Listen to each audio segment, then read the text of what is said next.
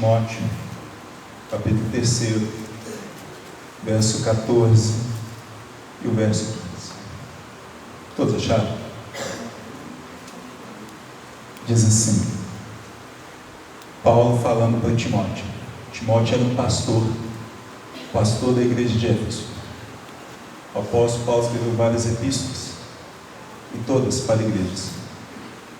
Mas diz assim, 1 Timóteo 3, verso 14 e 15: escrevo-te essas coisas, esperando e ver-te em breve, para que, se eu tardar, fique ciente de como se deve proceder na casa de Deus, que é a igreja do Deus vivo, coluna e baluarte da verdade. Vamos ver o verso 15 juntos, uma só voz, vamos lá? Para que, se eu tardar, fique ciente de como se deve proceder na casa de Deus, que é a igreja do Deus vivo, coluna e baluarte da verdade. Vou falar sobre igreja. Se você abrir um dicionário, qualquer que seja ele, e procurar a palavra igreja, você vai encontrar os seguintes sinônimos: edifício, templo, prédio. Nenhuma dessas definições retratam verdadeiramente o que significa igreja. Quando nós pegamos essa expressão à luz da Bíblia, igreja significa um grupo separado de adoradores. É um grupo que Deus tira para um propósito específico, para poder adorar. Esse é o significado da palavra igreja na Bíblia. Literalmente, um povo que é separado, tirado para fora. Esse é o sentido do texto, ou da palavra, melhor dizendo.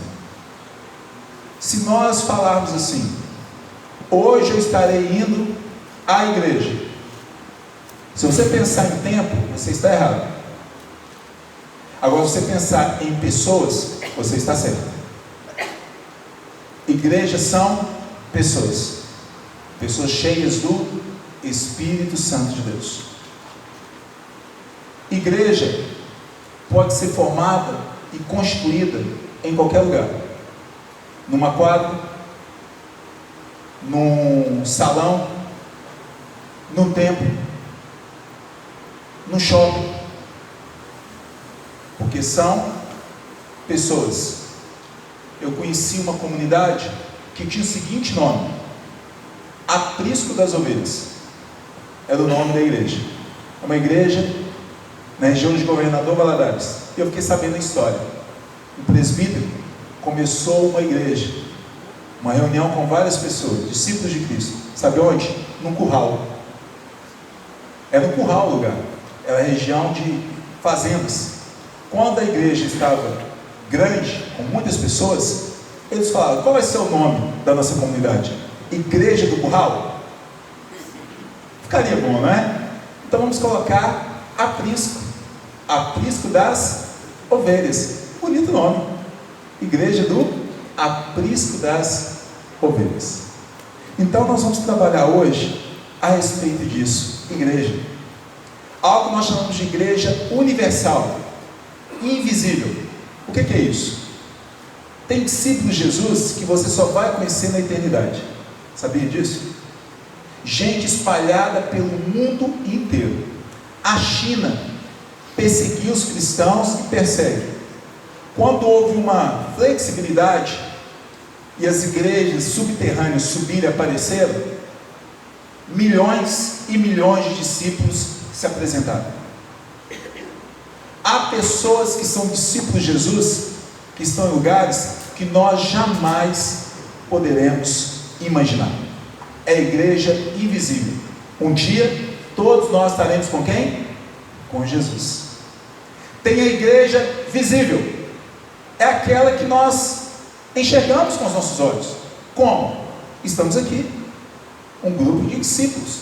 Visível. Pessoas passam na rua, olham para aquela placa e sabem que tem um grupo de quê? De discípulos. Batista, mesma coisa. Assembleia de Deus, mesma coisa. Metodista e outras denominações, pentecostais, ou neopentecostais, por mais que tenhamos restrições ou reservas no que se refere à doutrina. Mas tudo isso é igreja, ou invisível, ou igreja que? Visível. Tecnicamente falando, as pessoas não adoram na igreja. Quando fala assim, eu vou ali na igreja adorar. Não, tecnicamente falando, eu sou a igreja. Nós adoramos em conjunto. Pessoas que têm o mesmo Espírito, o Espírito Santo de Deus, se reúnem para poder adorar. Isso literalmente é a igreja. É importante nós tratarmos algumas coisas. A qualidade da igreja não é medida pela parede. Nossa igreja não pode ser conhecida apenas como uma igreja que tem um templo bonito, porque templo somos quem? Nós.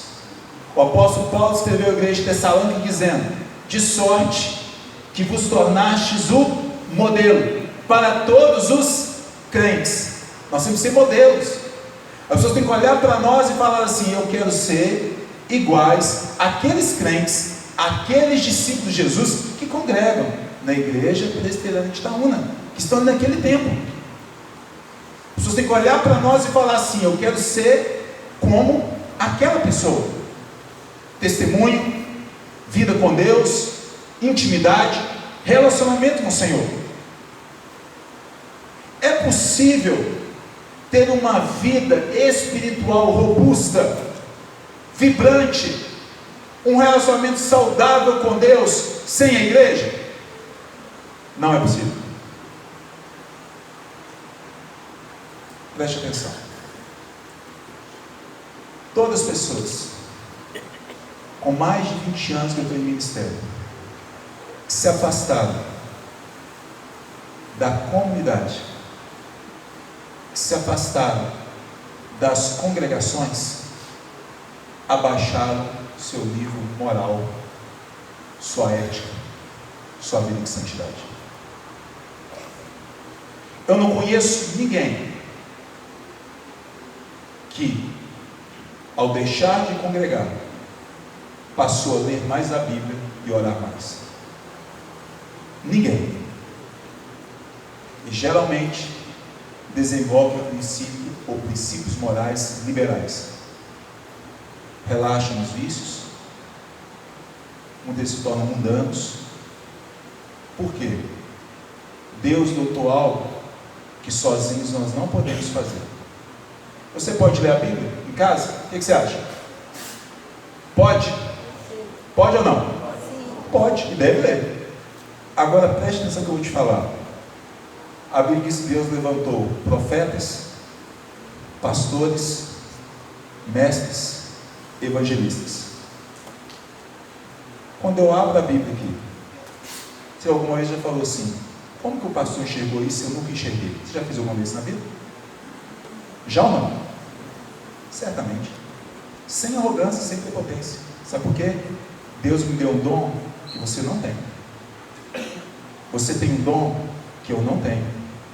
Igreja, um completa o outro, para que nós cresçamos em maturidade. É por isso que Deus constituiu a igreja. É algo maravilhoso, é algo bendito. Preste atenção no que eu vou falar. Por que eu estou querendo tratar sobre esse assunto? Eu, durante um bom tempo, venho estudando sobre vários movimentos no Brasil e no mundo. Eu fiz um vídeo sobre isso, os desigrejados. Hoje no Brasil talvez nós temos aí cerca de uns 7, 8% de pessoas que se dizem discípulos de Jesus e que são desigrejados, que não participam de nenhuma comunidade, que não congregam em lugar nenhum. E eu vou te falar quais são os motivos por que isso acontece. Número 1, decepção com a liderança.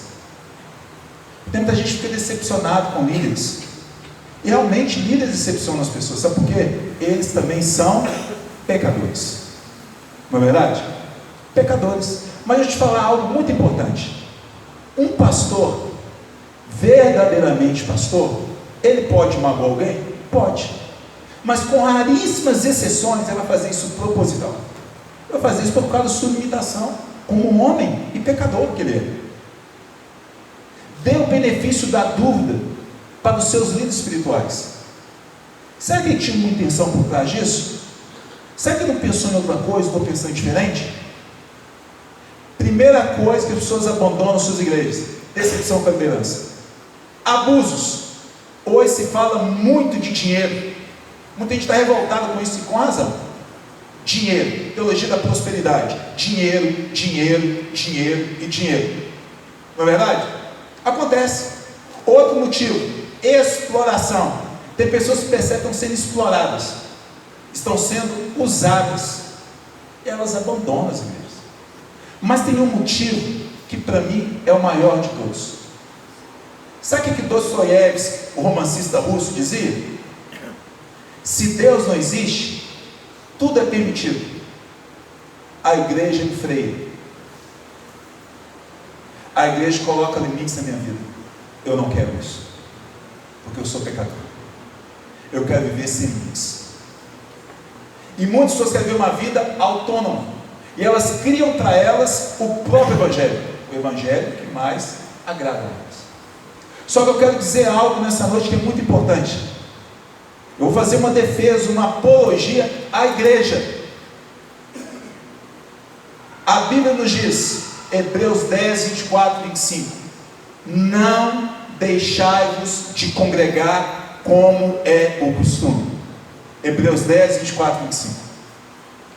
Uma moça chegou perto do pai e falou: pai, não quero mais participar da minha comunidade. Ele falou: mas como assim, minha filha? Não, eu vou assistir o culto pela internet. É a mesma coisa. Ele falou: tudo bem, pode ficar em casa, não tem problema não. Passou mais ou menos uma semana. A filha chegou perto do pai: ô pai, o que foi, minha filha? Vai ter um show da banda tal. Ele falou: ô minha filha, por quê? Só para me dar dinheiro para ir? Ué, por quê? Eu fiquei sabendo que vai passar na internet. É a mesma coisa. É igual. Vai passar na internet. Isso é uma lorota do diabo. Sabe por quê? Deixa eu te explicar. Você já leu o Salmo 133? Quem aqui já leu o Salmo 133? Diz assim o final do Salmo: ali ordena o Senhor a sua vida e bênção para... Como é que começa o Salmo? Ó, como é bom e agradável viverem unidos os irmãos. Aí no final diz: ali ordena o Senhor a sua vida e bênção para sempre. Quando estamos reunidos, algo sobrenatural acontece. Eu vou explicar isso à luz desse texto. Coisas extraordinárias. Deus cura pessoas, Deus age em nossas vidas através dos nossos irmãos, porque é uma forma de demonstrar que nós precisamos uns dos outros. Na cruz Jesus fez assim: me dê água, ou estou com sede. Ele pede ajuda. Nós não podemos ser seres autônomos, não podemos ser livres, não podemos viver sem a ajuda uns dos outros. Isso é o primeiro princípio cristão: servir uns aos outros, depender uns dos outros. Isto é o cristianismo, isso é a fé bíblica. Guarde isso no seu coração. Sabe qual é o maior perigo de quando eu não quero congregar? Vou te falar qual é o maior perigo. Primeiro, sou autossuficiente, eu me basto, o que eu sei já me basta, não preciso de mais ninguém, eu sozinho eu leio, eu oro, eu faço meu culto, não preciso de mais ninguém. O que eu tenho é para mim. Eu não vou doar os meus recursos, não vou doar os meus dons, não vou doar o quê?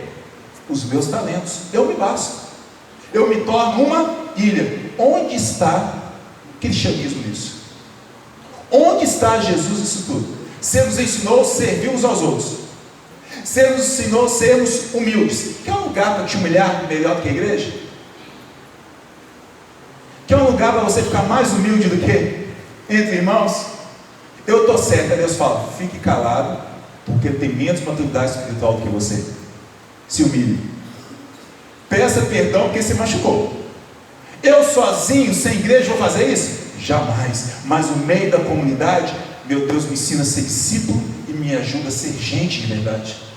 É por isso que eu congrego. Preste atenção. Olhe para a cruz. Como é que é a cruz? Não é assim? Uma parte vertical e uma parte horizontal. Vertical, relacionamento com quem?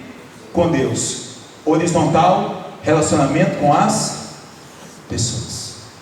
A Bíblia diz que nós somos corpo. Cristo, a cabeça deste corpo. 1 Coríntios capítulo 12. Unha, mão, pé, perna, cotovelo. Você sabe qual a parte que você é do corpo? Você não sabe. Mas uma coisa eu sei: se eu tirar a minha mão do meu braço, ela não é mais corpo. Só corpo se estiver o quê? No corpo. Eu só sou discípulo verdadeiramente de Jesus se eu estiver no corpo. Nosso pai é a videira, nós somos ramos da videira. Ele nos chama de ovelhas. Ovelhas são frágeis, elas não conseguem cuidar sozinhas de si mesmas. Ele está dizendo que tudo isso nos serve para quê? Para que nós compreendamos a importância da igreja. A igreja, e quando eu digo pessoas reunidas, juntas, onde Deus manifesta o poder dele, é tão importante que preste atenção nisso. As epístolas de Paulo, 1 Timóteo, 2 Timóteo, Tito, foi escrita para quem? Pastores.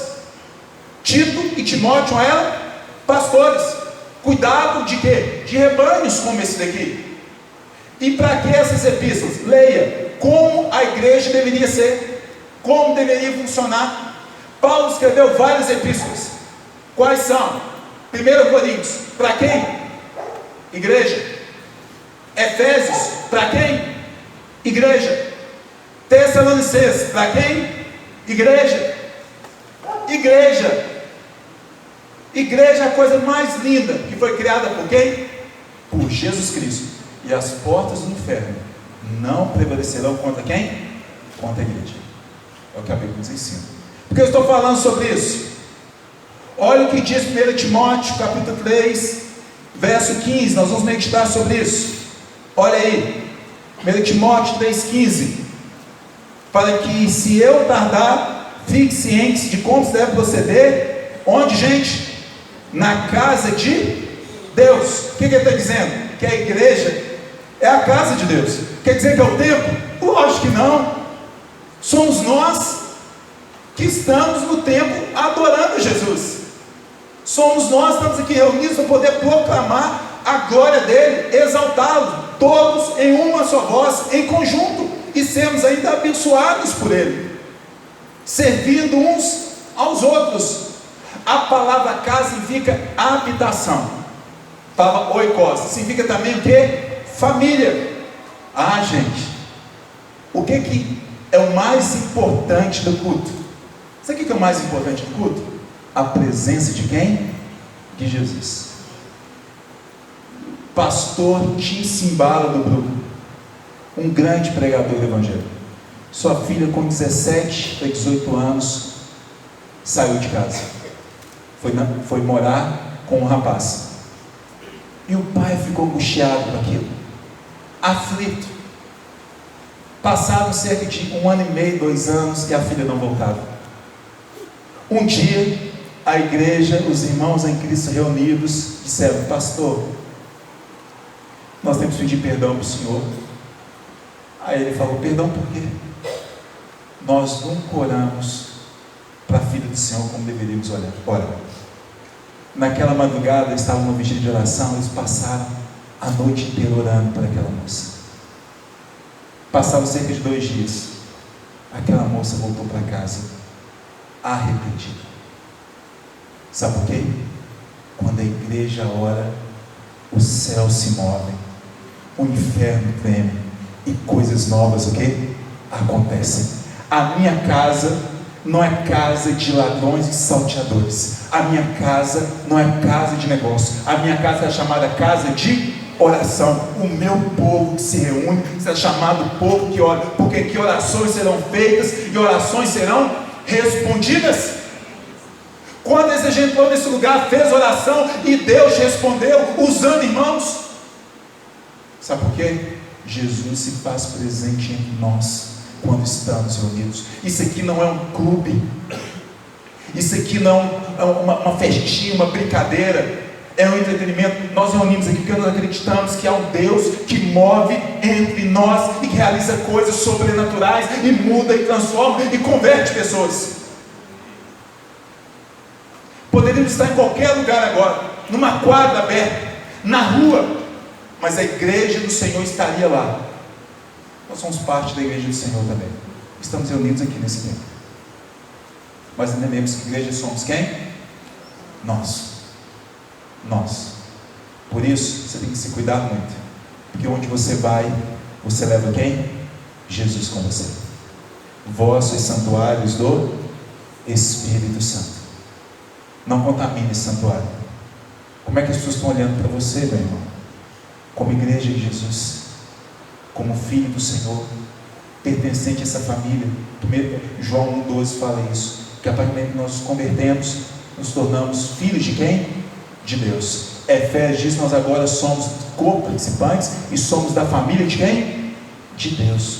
Juntos nós somos fortes, sozinhos nós somos vulneráveis. A Bíblia diz que o diabo é como um leão que ruge, procurando uma presa para devorar. Sabe o que o leão faz? O rugido dele é terrível, e geralmente quando ele vê um bando, ele dá um rugido. Sabe o que ele faz? Ele corre atrás da presa. Sabe qual presa que ele corre atrás? A que saiu do bando. E ele pula no pescoço. Já viu um leão atacando? Já viu aqueles canais onde falam sobre natureza, mundo animal? Pegue às vezes um documentário sobre o leão. Ele pula geralmente aqui, ó, para matar. O diabo não vai brincar com você. O diabo não terá piedade da sua vida. Você não entendeu? O apóstolo Paulo diz assim: combati o bom combate. Você tem que escolher os combates. Quais são os combates? Espirituais. Esses são os principais. Muitas vezes o diabo está peneirando um tanto de crente. Cuidado, vigie. Ele é astuto, ele é mentiroso, ele é enganador. Ele quer ludibriar nossas vidas, quer nos tirar o quê? Do alvo, que é Cristo Jesus. E se você se afastar desta igreja, quando eu falo igreja de Jesus, igreja do Senhor, você está morto. Não duvide disso, não brinque com isso.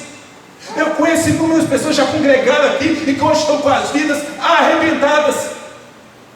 Gente que amou Jesus, que andou aqui neste lugar e que se afastou do Evangelho e que hoje vive uma vida pífia, medíocre, mundana, uma vida miserável, de tristeza, de angústia, porque se afastaram de Jesus. Jesus sim, igreja não. Mentira!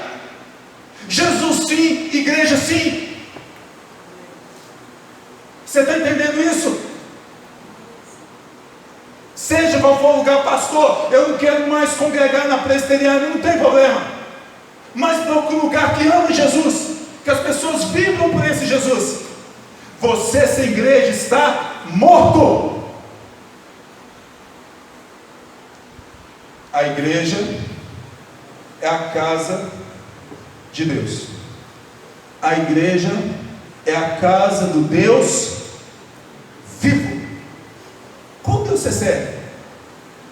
Você vem aqui, quando você faz uma oração, você acha que isso aqui é brincadeira?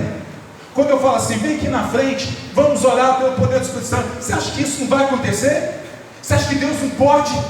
O nosso Deus é o Deus vivo, é Deus poderoso, é Deus que age em nossas vidas, é Deus que faz coisas diferentes, é Deus que requer de nossa santidade. A igreja pertence ao Pai, pertence ao Filho e pertence ao Espírito Santo. A igreja do Deus vivo, ela não é minha, ela não é sua. Jesus comprou essa igreja com o sangue dele. Então por isso que cada vida neste lugar é preciosa. Qualquer pessoa, quando alguém vai dizer, pastor, aquele crente é muito chato, eu falo assim, é mesmo, mas ele é lavado e remido no sangue do Cordeiro, ele é de Jesus. Então deixa ele aí. Aquele sujeito pega muito no pé, mas ele é o quê? Ele é crente. E eu, na minha vida, em nome de Jesus, todo dia, ó Deus, não permitas que ninguém, por favor, isso com um pastor é um angústia na alma. Vocês não imaginam o que é isso. Não permitas que ninguém se afaste do Evangelho por minha causa. Tem misericórdia da minha vida. Não permitas que alguém tome outros caminhos por minha causa, por causa do meu mau testemunho, por causa de algo que talvez eu fale fora da Bíblia. Não permitas isso, Jesus. A igreja do Senhor, ela não é minha. O Senhor pagou um preço muito alto por ela. Eu não posso brincar com as tuas ovelhas. Por isso, muitas vezes você vai ver eu brincando com certas coisas, porque céu e inferno são realidades muito duras para eu poder brincar com vocês. Talvez muitos aqui nunca mais ouvirão a respeito de Jesus. Talvez você pode morrer amanhã. Talvez você nunca mais vai pisar numa igreja evangélica, mas você vai entender o que de fato é o Evangelho. Cada domingo eu tenho que fazer isso com vocês. A igreja do Deus vivo. Então, eu não gosto disso. Ah, não gostei daquilo outro. Ah, isso aqui para mim não está bom. A igreja não é sua, meu filho. A pergunta é: está na Bíblia? É preferência ou está na Bíblia? Ah, eu não gosto daquele banco ali naquele lugar. Está na Bíblia o banco tem que estar em outro lugar?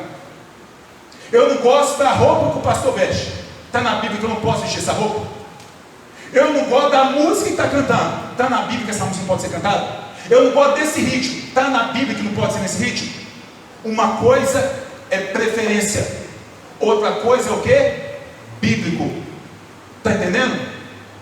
A igreja não é moldada por aquilo que eu gosto. A igreja é moldada por aquilo que a Bíblia ensina. E muitas coisas que eu gosto nem sempre estarão na igreja. É gosto pessoal. Se perguntar, pastor, qual tipo de culto o senhor gostaria? Qual as músicas? Você não participaria dessa igreja. Quando eu ponho as minhas músicas lá em casa, eu falo: não, pai, que música de velho. Ô pai, nossa, meu pai, muda. Nelson Ned. Olha aí, eu já vejo até os, não é? A turma aí, vai. Vocês gostam de Nelson Ned? Quando eu falo de Jesus, você viu essa música, né? A minha alma pega fogo. Com essa música é maravilhosa, não é? O nome de Jesus, tem uma música linda sobre o nome de Jesus, né? Este nome de Jesus não é Paulo, não é José, nem Maria, e nem Noé, nem Abraão, e vai, o nome é Jesus. A música é maravilhosa. Senhor, eu sei que tu me sondas. Tudo foi Nelson Ned. Tem gente que não gosta, mas eu gosto. Mas tem gente que gosta do quê? Do Vineyard, não é isso? É Vineyard, não sei. Hillsong. Gente, é gosto. Está na Bíblia. Sabe, música estiver na Bíblia, toque. Gosto de hinos? Gosto. Mas tem hinos que eu não gosto. É assim. Preferência ou Bíblia. A igreja é de quem? De quem, gente? Jesus. A igreja é dele. Não é sua, não é minha, não é nossa. A igreja é de quem? De Jesus. Eu vou continuar falando isso até o final da minha vida, porque é de Jesus mesmo. O que eu aprendo nesse texto? A igreja é do Deus vivo, e diz o texto, ela é coluna e baluarte de onde, gente? Da verdade. A igreja é a coluna da verdade. Deixa eu te falar, meu querido, você não compreendeu nada talvez. Se a igreja, e eu falo protestante, cristã, evangélica, acabar no Brasil e no mundo, nós entramos em colapso. O que você acha que fez essa sociedade?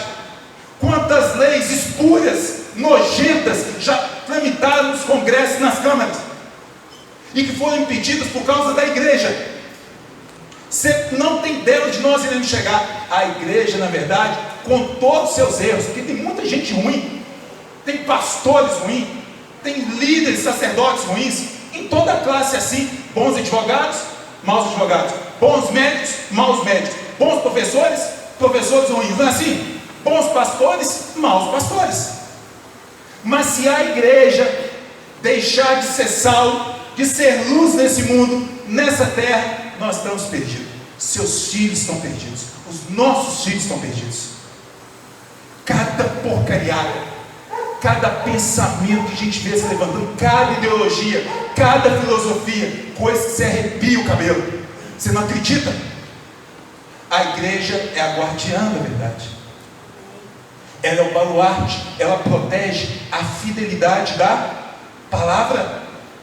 Martinho Lutero, no 15º século ele nasceu, 1480 e pouco, se não me engano.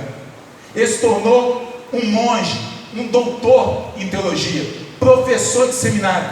Só que ele percebeu o quê? Os abusos da igreja, porque a igreja erra em determinados momentos. E ele disse: opa, está errado, temos que reformar isso. E Martinho Lutero pregou contra as indulgências, comprava-se a salvação. E ele pregou 95 teses, lá na Alemanha, no castelo. Depois você lê um pouco da história. E a reforma, e nós somos uma igreja oriunda da reforma protestante. E essa igreja que nós seguimos, quando eu falo irmãos que seguem a linha reformada, eles professam, na verdade, 5 pilares.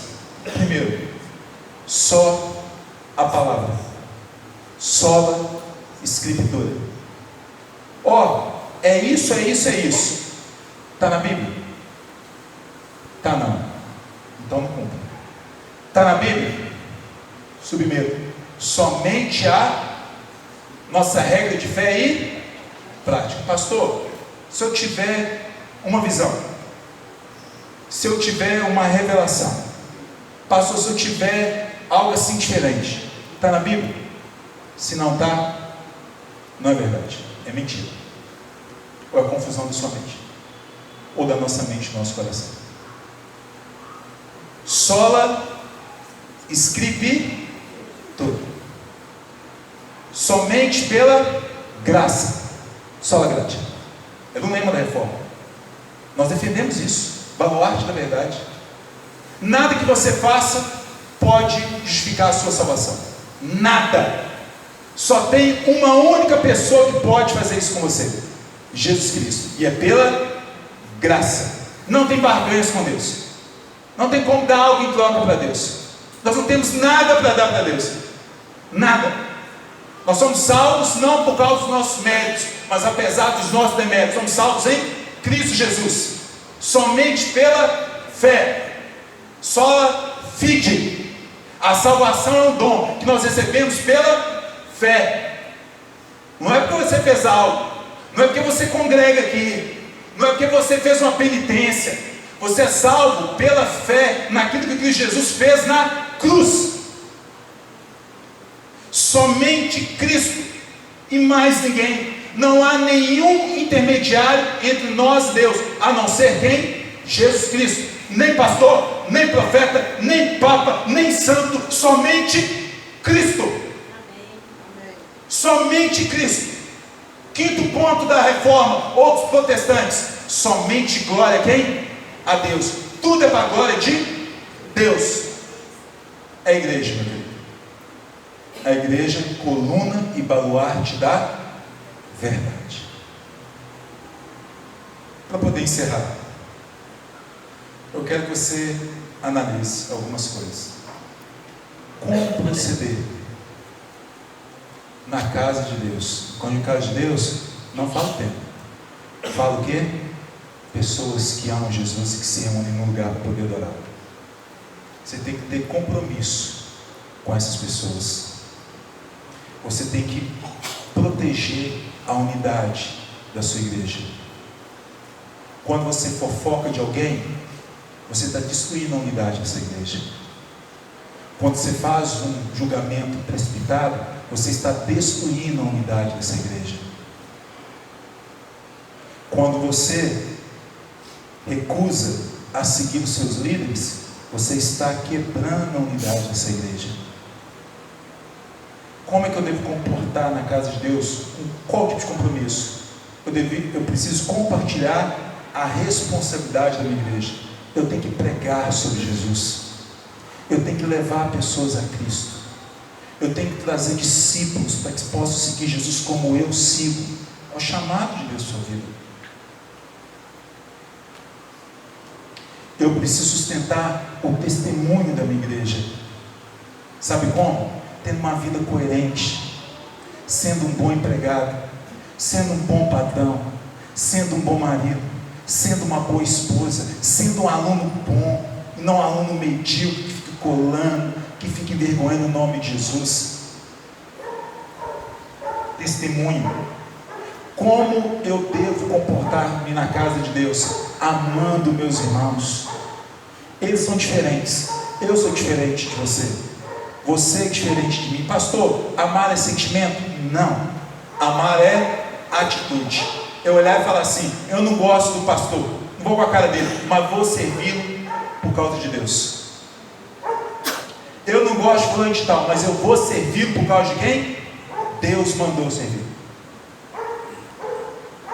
Como eu devo me comprometer na casa de Deus? Obedecendo aos meus líderes. Volto a dizer, aquilo que eu questiono meus líderes é uma questão de preferência ou uma questão bíblica? Se for bíblica, mostra. Se é preferência, se cabe, porque talvez a preferência dele ou deles não é a sua preferência. Se for bíblico, todos devemos o quê? Submeter. Mas se é gosto pessoal, não. Como eu devo proceder na casa de Deus? Amando a palavra de Deus. Amando. Eu vou parar por aqui, minha mão está doendo. Acho que eu movimentei muito. Amando a palavra. Meus irmãos, olha só. Nunca falei isso para vocês, mas eu quero que vocês entendam. O pastor presbiteriano não é qualquer pastor. Não precisa nem falar isso, que você sabe, a maioria. Eu estudo teologia há mais de 15 anos na minha vida. Muito mais. Eu fiz um curso muito pesado, para você ter uma ideia. O nosso curso, por semestre, no primeiro ano, são 16 disciplinas, por semestre. Você tem ideia do que é isso? 16. São 32 disciplinas no primeiro ano. Antropologia, psicologia, essa coisa toda. Bíblia, pesado. O pastor presbiteriano, ele tem preparo. Não é qualquer pastor. A gente lutou para isso. Da mesma forma que você pega um médico, que é especialista numa área, o pastor presbiteriano é especialista em teologia. Eu nunca vi ninguém chegar e falar assim: doutor, o seu tratamento deveria ser diferente. Já viu isso? É muito raro, não é? Mas todos nós julgamos o direito de questionar questões teológicas, sem um ensino profundo e sem nos aprofundar naquilo. Teologia é algo muito sério. É algo muito sério. Não podemos brincar com essa verdade. Temos que saber manusear o quê? A Bíblia. Está entendendo? A Bíblia. Vamos orar para que nós sejamos igreja verdadeiramente. Submetamos o quê? A esta palavra. Amém? Amém. Vamos orar. Feche seus olhos. Os olhos fechados. Vamos fazer um exercício. Põe a mão na sua cabeça. Pode pôr. Confie em mim. Fala assim com Deus: Deus, me ajude a ser igreja do Senhor. Não permitas que este mundo me seduza com as tentações, com seus princípios e com seus valores deturpados. Senhor Jesus, que eu seja uma bênção entre os meus irmãos, que eu possa usar os meus talentos, os meus dons para o serviço do meu próximo. Me ajude a ser igreja, Jesus. Amém. Que Deus te abençoe.